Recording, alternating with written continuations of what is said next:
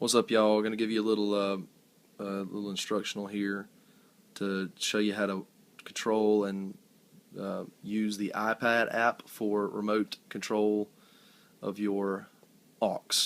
Um, Now, I know, Casey, you had mentioned that you may be getting an iPad. Marvin, you and I have one, and we've got the one that we use for clicks and loops. Um, Marvin, you can actually use the iPad that we use for clicks and loops to run your monitor mix, which I would suggest uh, for you to do.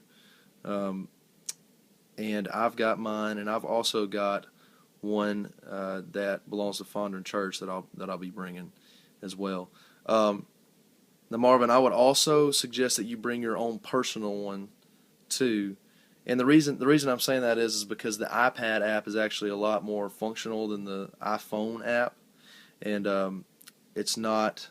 There are many more. There's a lot more features on there than there are on the iPhone app, and I think it'll make for a better monitor mix if you've got it. But if not, I mean, the iPhone app is going to be amazing. So, anyway, um, let me show you how to do that. So, you got your iPad.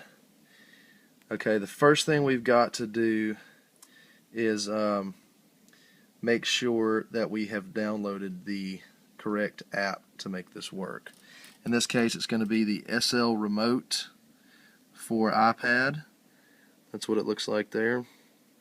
What you want to do is go into the App Store, type in PreSonus, or you can even type in SL Remote, but make sure that in the App Store it says iPad apps only up at the top. It should be up at the top left or something like that.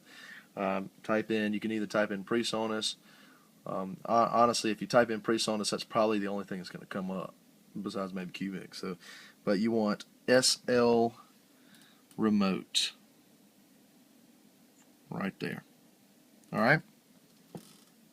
So we've downloaded our app. Then we want to go to Settings, and we're going to go to our Wi-Fi. Okay.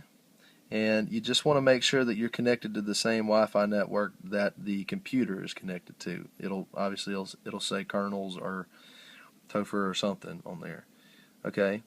So in this case, I am connected. All right. Now, connected to the laptop network. I'm ready to go into the app. So pull up the app. Just like Qmix, it's got this little home screen here. Devices online. This is our board. It's telling me that there is a Studio Live connected to this network. So click it, connect. Give it a second, and it should go into it. There you go. All right. So basically, you can see here now that since I did that, it has recognized that I'm using another remote device and has brought it up here in this browser. And you can see you can set permissions here of what I'll allow this iPad to do. Front of house, channel rename, and then auxes.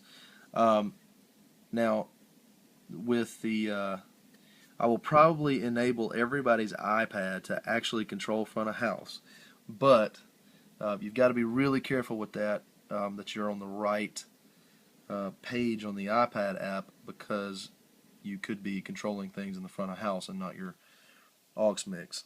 So let me show you how that works. Okay. Let me flip that over.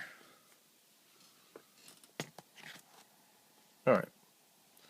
So I got my iPad here. So when you're on the overview page, which is what that is right there, you are then controlling front of house. So if you are using an iPad that is not mine, I would suggest never ever venturing onto that page, because you may mess something up real good. Alright? But what you do want to go to is aux mixer. You see it there? Click that, and now you're into the actual aux page. Alright, so what you're going to want to do is, I've already got them labeled here. You can see Topher, Nick, Marvin, Lucas, Jessica, Casey. You just choose your mix. Alright, and I've got Casey there. I've got his, there's his channels there. I mean, you that's how you adjust the channels there, just up or down. Okay. Now, what's cool about the iPad app is all of the things that you can do within your own aux. Now, if you hit post, I'm hoping that this means post EQ and gain. I hope that it doesn't mean post fader. We're going to find out the first time we use this thing. If it does mean post EQ and gain, it means that you're going to have an EQ'd whatever channel you're on should be an EQ'd channel. So drums will sound the way that they do in the front of house, vocals, so on and so forth. So we'll play around with that later. But here's a cool thing. You have actually a gate that you can run on your mix. You also have a compressor that you can put on your aux, and you also have a 4-band EQ that you can put on your aux. And the compressor, probably more than anything, is going to be the coolest feature about this, because you know, we have a tendency to just crank stuff in our ears. If you have the compressor on there, it's gonna give you a little bit of clarity between instruments. You know, you'll just kind of have to mess around with it. It also has a limiter there. You can turn that on or off if you want it. I would suggest using it.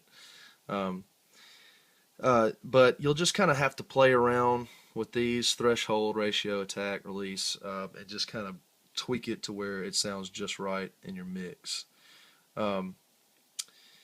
That's just about it. I mean, you know, with the EQ, obviously it's a touch and pull kind of a thing, and you can move in and out throughout the frequencies. It's pretty neat.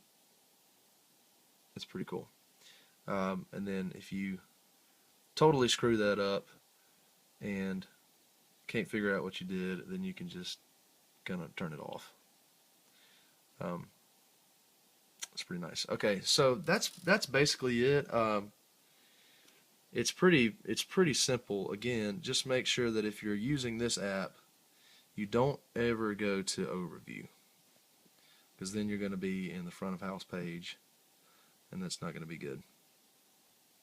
But I am really excited to use this and test it out. So anyway, hope this helps.